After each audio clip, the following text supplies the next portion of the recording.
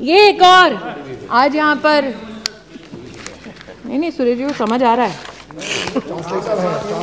नहीं है ये भी प्रति है महोदय, ये भी प्रति है महोदय। एक आधुनिक भारत के निर्माण के लिए जरूरी है कि हर गरीब तक, मध्यम वर्गीय परिवार तक सुविधा पहुंचे। अब चूंकि राष्ट्रपति अभिभाषण में आधुनिक भारत के निर्माण की बात हुई है, तो इसलिए महोदय कहना जरूरी है कि प्रधान सेवक ने कहा कि सिर्फ चुनिंदा शहर नहीं बल्कि आधुनिक तत्व प्रगति के हर गांव, हर जिले तक पहुंचे। एक अचंभित करने वाला नजारा और है, फुर्सतगंज नाम का एक एयरपोर्ट जहां पर सिर्फ परिवार से संबंधित एकेडमी है, जमीन है सरकार की, लेकिन परिवार ने अपने नाम से, बेटा और बेटी के नाम से हॉस्टल खोल दिया है। यहां पर प्रधानमंत्री जी नेताजी सुभाष चंद्र बोस के नाम से इंफ्रास्ट्रक्चर बनाते हैं, सरदार वल्लभ भाई पटेल के नाम से इंफ्रास्ट्रक्चर बनाते हैं, वहां पर राहुल जी के नाम से, प्रियंका जी के नाम से हॉस्टल बना है सरकारी जमीन पर।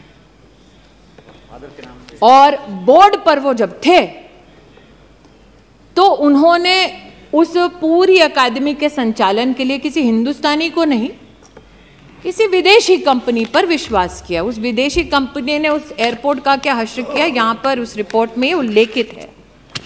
लेकिन आज इस एयरपोर्ट का मैं उल्लेख यहां इसलिए कर रही हूं महोदय कि एक बार सदन में मैं बोल चुकी हूं कि हमारे यहां तिलोई नाम की एक विधानसभा है, वहां पर 30 साल से एक बस अड्डा बना दो, ये हमारी जनता जनार्दन कहती रही। बस अड्डा भी पहली बार तब बना जब प्रदेश में योगी सरकार बनी, देश में मोदी सरकार बनी। और आज अमेठी के सांसद के नाते मैं आनंदित हूं कि फुर्सतगंज एयरपोर्ट को अब उड़ान की स्कीम में सम्मिलित कर लिया गया है और अब अमेठी का साधारण नागरिक भी हवाई सेवा का इसमें फायदा उठा सकता है।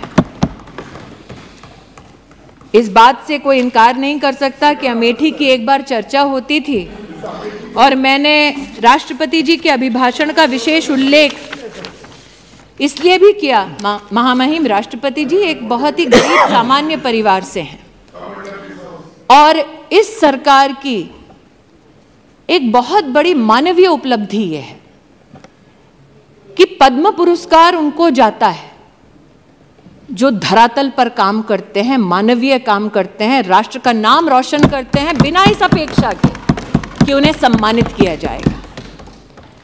जिसे सालों साल वीआईपी कॉन्स्टिट्यूएंसी कहा जाता था, वहां परिवार से संबंधित नेताओं को तमगा जरूर मिलता था, लेकिन अमेठी में पहली बार एक बेटी को स्पोर्ट्स में पद्म पुरस्कार अगर किसी ने दिया तो वो शोभा अमेठी की बढ़ाई हमारे प्रधान सेवक ने और वो आशीर्वाद दिया महामहिम राष्ट्रपति जी ने। मैं सुधा उस बेटी की ओर से आज आभार व्यक्त करती हूं।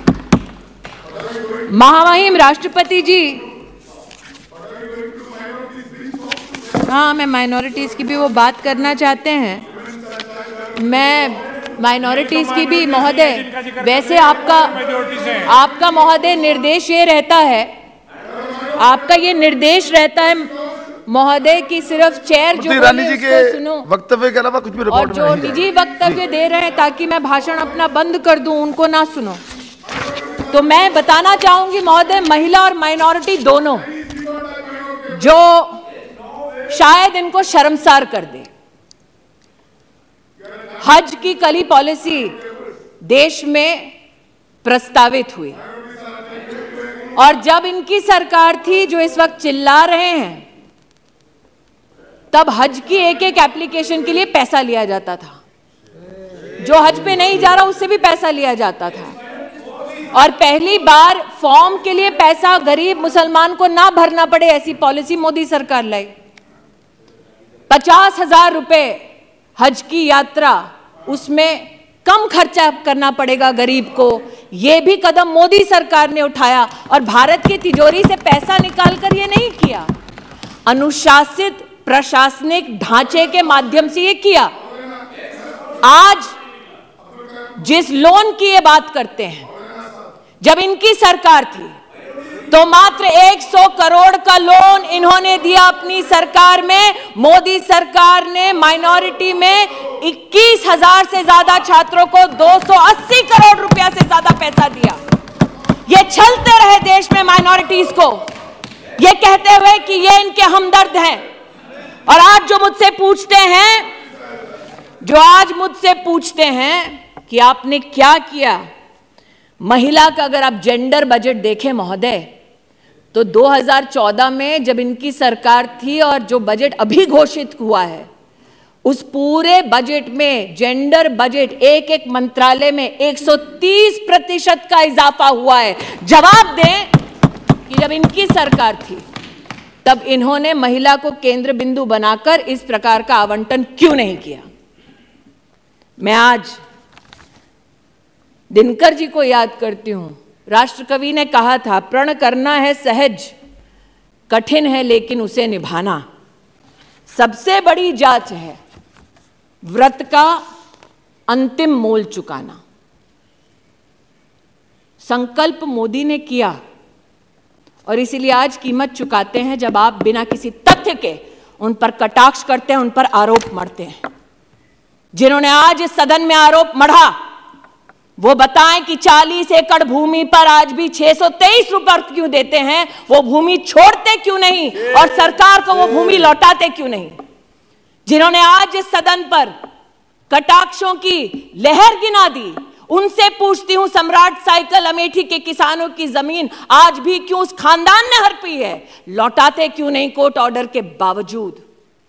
लेकिन ये मात्र जमीनों की बात नहीं है महोदय, कुछ और तथ्य हैं जो इनको शर्मसार करेंगे। जहां 50 साल एक खानदान ने प्रतिनिधि बनकर इस देश की संवैधानिक स्थानों पर, कुर्सियों पर हक जताया, उन लोगों का उन्होंने क्या हश्र किया आज मैं बताना चाहती हूं। महामहिम राष्ट्रपति जी ने अपने अभिभाषण में कहा कि प्रतिदिन सरकार प्रधानमंत्री आवास योजना के अंतर्गत 11,000 घर बनाती है। मैं कहना चाहती हूं कि अमेठी में महोदय 93,000 घर हमारी सरकार ने बनाकर दिए। मतलब लगभग 4 लाख लोगों के पास अमेठी में सर पर छत नहीं थी महोदय, जहां 50 साल इन लोगों का राज रहा। महोदय आज मैं बताना चाहती हूं, महामहिम राष्ट्रपति जी ने अपने अभिभाषण में उल्लेख किया कि 55,000 गैस के कनेक्शन प्रतिदिन दिए गए सरकार द्वारा। अमेठी में 2,14,440 लोगों को जीवन में पहली बार गैस का कनेक्शन तब मिला जब मोदी की सरकार बनी। ये जानना चाहते हैं क्यों मैं अपने लोगों की बात करूं, क्यों ना करूं। महामहिम राष्ट्रपति जी ने उल्लेख किया कि गरीब को मुसीबत के वक्त मुफ्त का राशन मोदी सरकार ने पहुंचाया। इस वर्ष 2 लाख करोड़ का व्यय हो रहा है। मेरी लोकसभा क्षेत्र में 18,72,000 लोग ऐसे हैं जिनको मुफ्त का राशन मिल रहा है। मैं उनकी ओर से आभार व्यक्त करती हूं, क्यों ना करूं। 305 किलोमीटर सड़कें सिर्फ मेरे एक जनपद में बनी है महोदय। 5 गांवों का नाम सुना देती हूं। 50 साल में इन 5 गांवों तक कभी सड़क नहीं पहुंची थी। जवाब देना पड़ेगा इन लोगों को जो बड़ी बड़ी डींगे हाँकते थे कि अपने ही संसदीय क्षेत्र में। मैंने महोदय सुना था हिंदी में, दिया तले अंधेरा, चोर की दाढ़ी में तिनका, उल्टा चोर कोतवाल को डांटे। आज इन सारी हिंदी की जितने भी हमारी प्रोवर्ब्स हैं उनका एक दर्शन मैंने यहां किया है। उनको जवाब देना पड़ेगा। 5 गांव के नाम भी बता देती हूं जहां सड़क ही नहीं पहुंची कभी।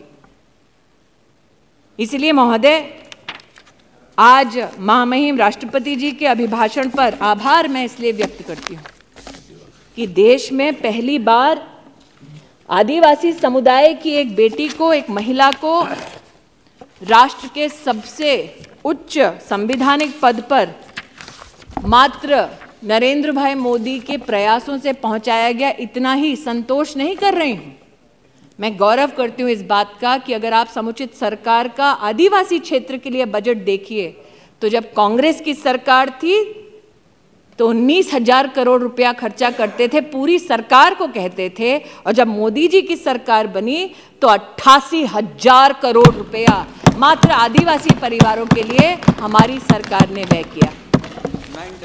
क्योंकि मैंने दिनकर जी का उल्लेख किया तो आप तो वरिष्ठ हैं महोदय, आप राष्ट्र कवि का कई बार कई भाषणों में उल्लेख भी कर चुके हैं, कई चर्चाओं में उनका उल्लेख कर चुके हैं।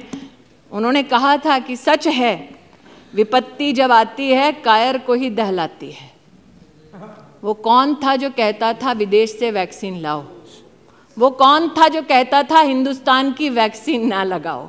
और वो कौन था जिसने कहा कि विदेश पर नहीं अपने देश पर भरोसा करो, वैक्सीन यहां बनाओ और हर हिंदुस्तानी को मुफ्त लगाओ? उस शूरमा का नाम मोदी। इसलिए आज इतना ही कहती हूं कि विघ्नों को गले लगाया, कांटों में राह बनाया, और इसीलिए कांटों में राह बनाने के लिए और भारत के नवनिर्माण के संकल्प के साथ संकल्पित अमेठी को भी आशीर्वाद देने के लिए मैं देश के प्रधान सेवक का आभार व्यक्त करती हूँ, अभिनंदन करती हूँ, और महामहिम राष्ट्रपति जी को इस सदन के माध्यम से कहना चाहती हूँ पुनः कि वो सिर्फ महिलाओं का नहीं, सिर्फ आदिवासी परिवारों का नहीं, बल्कि राष्ट्र का गौरव है।